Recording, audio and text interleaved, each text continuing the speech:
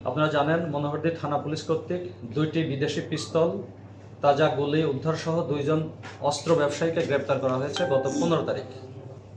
এই ব্যাপারে শুরুতেই বলে রাখি যে মনোহরদী থানায় একটি নিয়মিত মামলা রুজু হয়েছে। মামলা নাম্বার 10 তারিখ 16/3/2025, ধারা আর্মস অ্যাক্ট 1878-এর 19 এবং 19-এর এ ধারায়। শিরোনাম হচ্ছে অবৈধ আগ্নেয়াস্ত্র ও গুলি উদ্ধার সংক্রান্তে।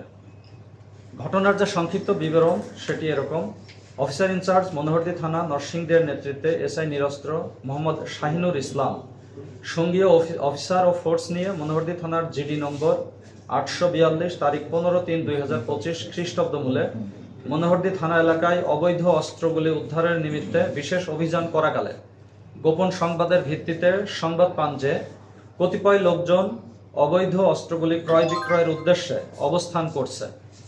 উক্ত তথ্যের ভিত্তিতে 15/3/2025 তারিখ রাত 7:45 ঘটিকায় মনোহরদী থানাধীন 10 নং 1 দুয়ারিয়া ইউনিয়নের চঙ্গ ভান্ডা শাকিনস্থ মুরগি বাজারের পূর্ব পার্শ্ব হতে 2 জন অস্ত্র ব্যবসায়ীকে হাতে নাতে ধৃত করা হয়।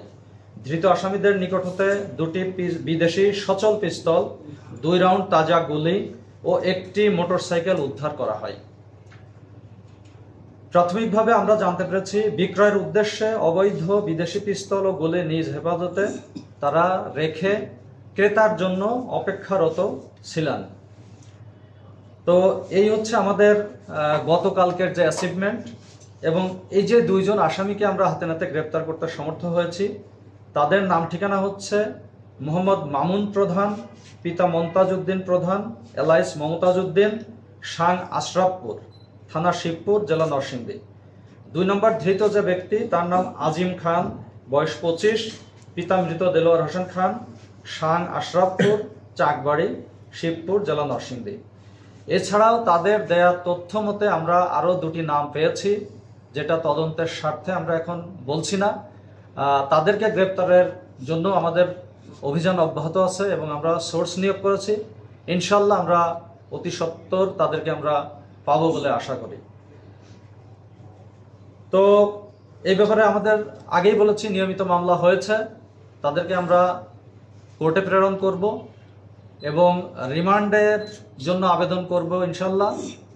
রিমান্ডে আমরা যদি পাই তাহলে তাদেরকে আমরা এই ঘটনার পিছনে আরও কেউ জড়িত ছিল কিনা, অন্য কেউ অর্থলগ্নিকারী আছে কিনা, অথবা কাদের কাছে তারা বিক্রি করতে চাচ্ছিল, অথবা এই অস্ত্রটা কি উদ্দেশ্যে ব্যবহৃত হয় বা হতো, অথবা তারা কোত্থেকে এই সোর্সিংগুলো আমরা তাদের কাছ থেকে বের করার চেষ্টা করবো ইনশাল্লাহ।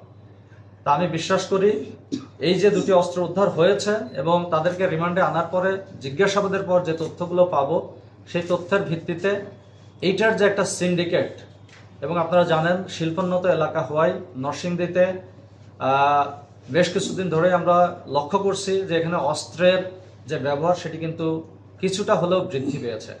আগে যেখানে টেটা যুদ্ধ হতো, এখন সেখানে কিন্তু আমরা আগ্নেয়াস্ত্রের ব্যবহার লক্ষ্য করছি, যেটা আমাদের জন্য অ্যালার্মিং, এবং এই ব্যাপারে আমরা সচেতন আছি এবং সবসময় আমরা কিন্তু বিশেষ অভিযান করছি, সোর্স নিয়োগ করা আছে এই সমস্ত অবৈধ অস্ত্র উদ্ধারের জন্য।